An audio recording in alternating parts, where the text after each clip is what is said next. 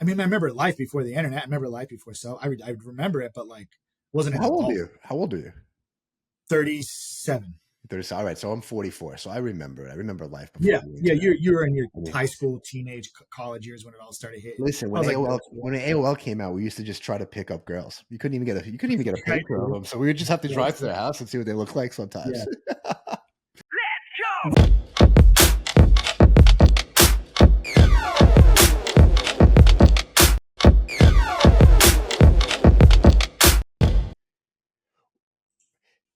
Jared, what's up, my man? How you been? Matthew, what's up, dude? Good to see you, man. Great to see you as always, man. Been great. Yeah, dude, it's been a while. So tell me, what have you been up to these days, bro? Yeah, man. Little pivot from real estate um, with everything that's going on in tech and AI.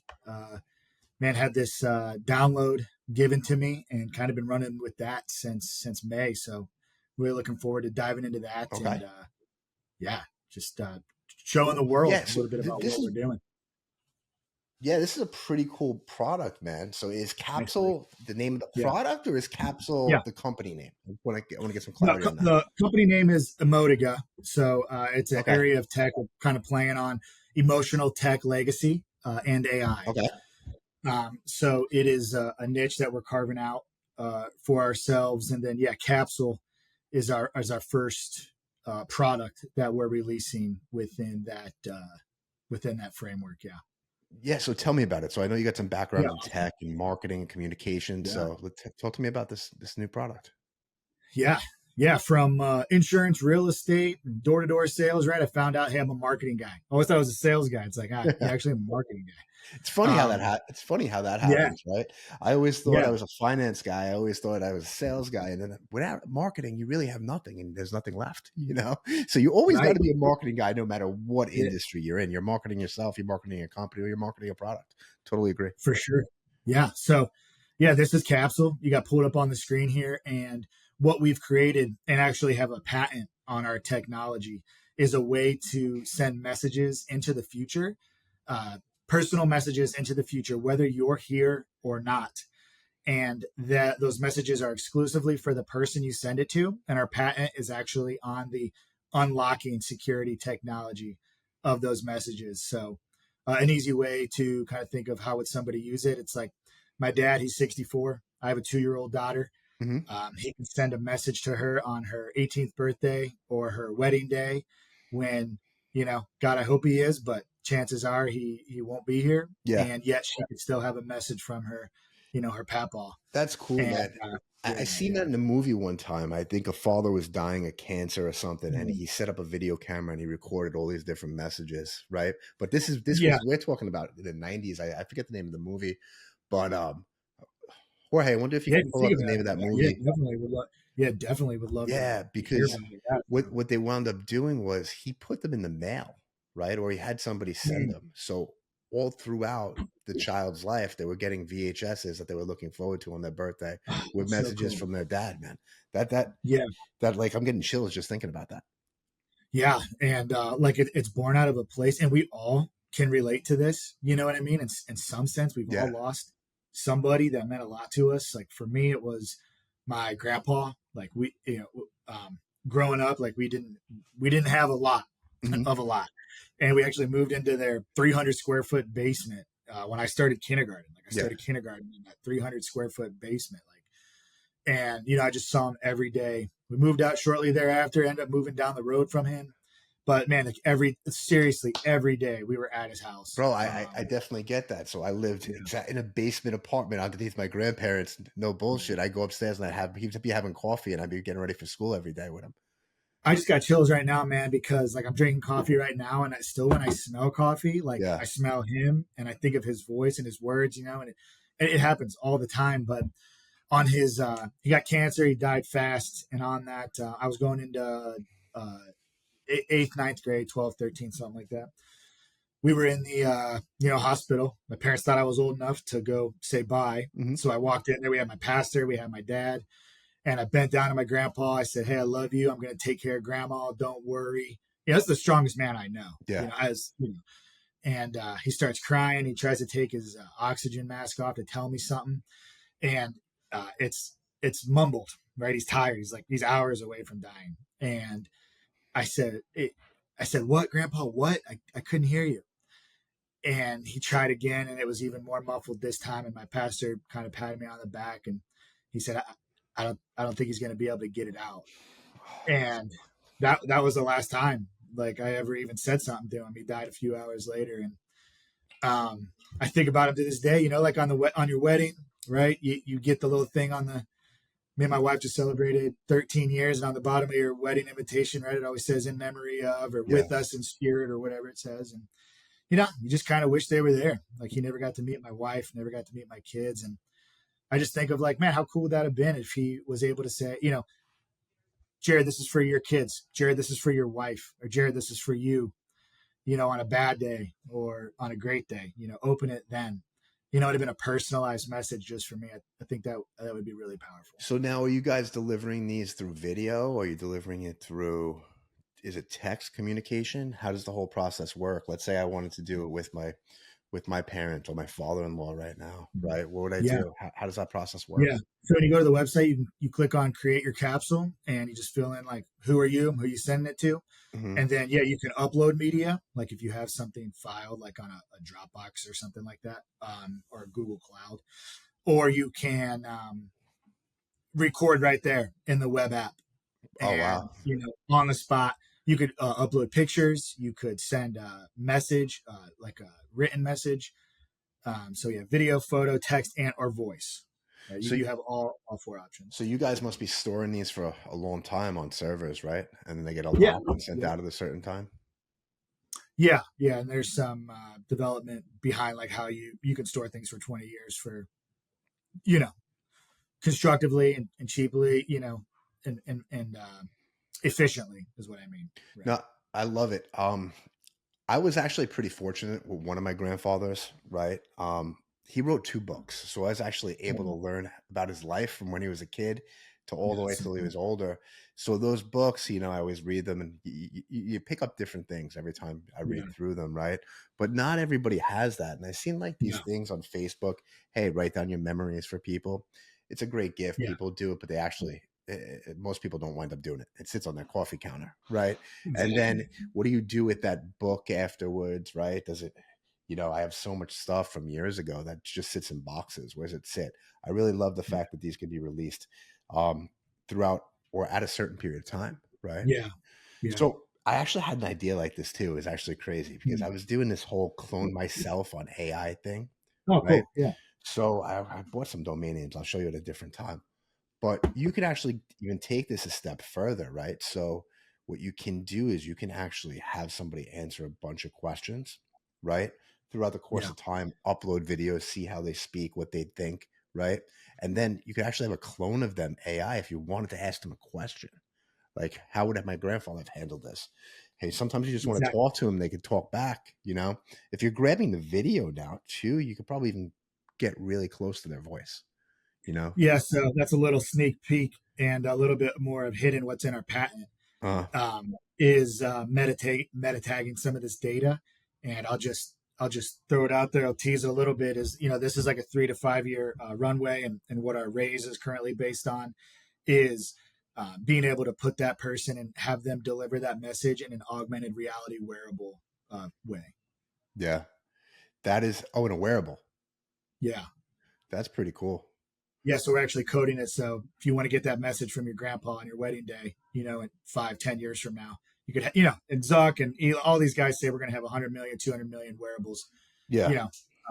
in the near future. So as soon as the tech, catches up to the vision, where you could go inside of our service and those wearables and recreate that moment where they actually recorded it and watch it. Whether I don't know if that's hologram, I don't know if that's AR in my living room, I don't know if it's in a video player, I don't know, but definitely something pretty powerful that Listen, look, with tech the is way great. with the way things are changing, everything's going so fast, we don't know is right. We don't even know if we're Right. gonna have a phone in our hand in 5 years, right? It may be something totally different. Yeah. And that's why this area of tech is so important to me. Look, I love tech. I love self-driving cars. I love the robots and all that stuff and automating our life. But even in the clone myself stuff, like I do that and I have, all these GPTs and that help me answer things that I don't even know about myself and help me answer, topics. Yeah. But it can't be authentic. It can't be, it's not real love. Yeah. It doesn't know memories unless I put it in there. Yeah. And, we have to protect humanity within this amazing landscape of AI that we have. And look about how much we've lost in intergenerational communication already. We think about the last, let's like go back to, geez, man, not the 30s, like 1930, 100 years ago. Everybody lived in the same block, and you knew your great grandparents and your mom. Everybody talked every night about Yeah. do this, don't, like, you got wisdom downloads every night. By the time you reached of age, you were smarter than the generation ahead of you because of all this wisdom you got downloaded. And man, we're losing that so quick and relying on AI for all that. And that's at humanity's core, man. And what we found is the grandparent, we've entered the first time in history, people over 50, the grandparent generation, the baby boomers, like, they're comfortable on the internet. They've been using the internet for 30 years. And so they're comfortable with tech and software, and they know how to use it. It's not like 15 years ago where you had to explain to your grandpa how to check his email, or he'd still look at stock prices on the newspaper. Like, it's not like that anymore. Yeah. So this is the first generation where technology adaptation is extremely high. 90% of people over 50 are online every day. Mm-hmm. So bringing something like this at this time works. People trust it. People trust tech, and people have moved away more than ever too, right? Like, my brothers live in South Carolina. I'm in Ohio. We're all in different cities. We don't have dinner every night. We don't talk. We talk a lot. We're super close, like closer than most. And we make it work, but there's still, few weeks that go by, and we got to do life updates. And so think about how different that was just when growing up, when all my uncles, we all Yeah. lived in the same town, and But we get together every Sunday. That's exactly what I was going to say. I mean, I came from a big Irish Catholic family, right? There was 9 brothers and sisters on my mom's side, and every Sunday everybody would be over, right? Exactly. At And think least about how much me and you gained seven from out of that. 9 of them most of the time. But yeah, everybody would be there. Stories would be told, right? I think we Right. lose that, especially now with me. My family's scattered all over the country. Nobody's just in Yeah, Staten Island anymore. I think my brother's the only exactly. one left there, to be honest with you. Exactly. And hey, say all that, to say, like, I feel like there needs to be some humanity protection on this side of AIs that can be authentic, emotional, loving, real wisdom, human wisdom that is captured and secured, for the next generation. And like anything, right? All this stuff is cool to us, right? It's new, it's fun, it's cool. But in a generation or two, they're going to be like, well, what was it like in the early 2000s? Like, what was it like before? Like, I desire and want so bad to, like, have grown up in, like, the 19 teens on a ranch in Colorado. Yeah, I have Like, absolutely no desire to do that. I wouldn't be able to survive back then, bro. I need my air conditioning. I no, need my I get luxury. it. That was I the get time it. of real men, and I'm not one of those real men on the frontier, bro. Yes, No shot. I love it. But what I'm saying is, like, those questions pop in, like, what was it like? I even saw there's a game show coming out where they're actually doing that now. I thought, like, these city guys are, like, dropping them off on ranches in Oh, Wyoming and really? stuff. So, yeah, but I have that desire to, like, man, what was it like before? I mean, I remember life before the internet. I remember life before, so I remember it, but, like, wasn't an How old are adult. you? How old are you? 37. All right, so I'm 44, so I remember it. I remember life before Yeah, the yeah. internet. You were in your I mean, high school, teenage, college years when it all started hitting. listen, I was like middle When school. AOL came out, we used to just try to pick up girls. You couldn't even get a Right, picture of dude. them, so we would just have to Right. drive to their house and see what they look like Yeah. sometimes. And what's crazy is, like, think about how that started, right? Think about how the internet started with the messenger and just popping in a disc, getting a free month, Mhm. every month, Yeah, until it wore out. And then how quick, and now AOL is not even around anymore, like, yeah. barely. It's just, think about how quick it's moving now. It's, like, unfathomable. Like, See, this was an idea, right? That woke me up at 2 a.m. and said, wow, I really would like to give that ability to everybody. And I was able to do that without a development background.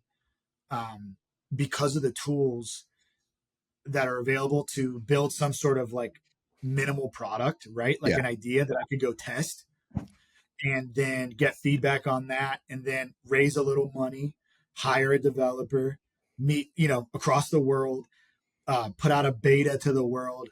All that happened in the last 5 months to now we have 1,400 people on our wait list. So is it Yeah, launched yet, or you have a wait list going on right now? so it works. We actually just blocked it on the site with a paywall. So if somebody wants to use it and pay it, be my guest. But we had to block it because we did have a ton of feedback. We're actually simplifying it even more, figuring out the user interface, right? So this is what I found in tech is right. It's like, okay, the idea works. We proved market, we've proved concept. Now, how do we make it the simplest, most easiest thing to use right now? Mm-hmm. And then add in all the features and things that we want to do into the future. No, man, it's a really cool concept. I love what you're doing. And that's why we wanted to make this segment of the show, because I wanted to bring on my network and showcase what they're doing. We have CEOs on from Fortune 500 companies. We have large hedge fund guys. But I want people to understand, especially the audience, that my network's doing really cool stuff. So I want to highlight what they're doing. So you said you're raising some money right now. What does that look like? What are you trying to do? Yeah, getting a runway right as we're pre-revenue, right? Mm-hmm. About to launch, and so we're raising $250,000 on a $2 million valuation. We're doing it in 25K blocks, so it's a point and a quarter per block. We have the full slide deck and and all that stuff available. But yeah, we've raised close to 50 grand so far. Okay. Scott, so you're brand new at this. Okay. So you're brand new. You just in May. Yeah, in May. Yeah. Okay. So we've brought on the great teams. We're applying to some incubators that we feel really strong about.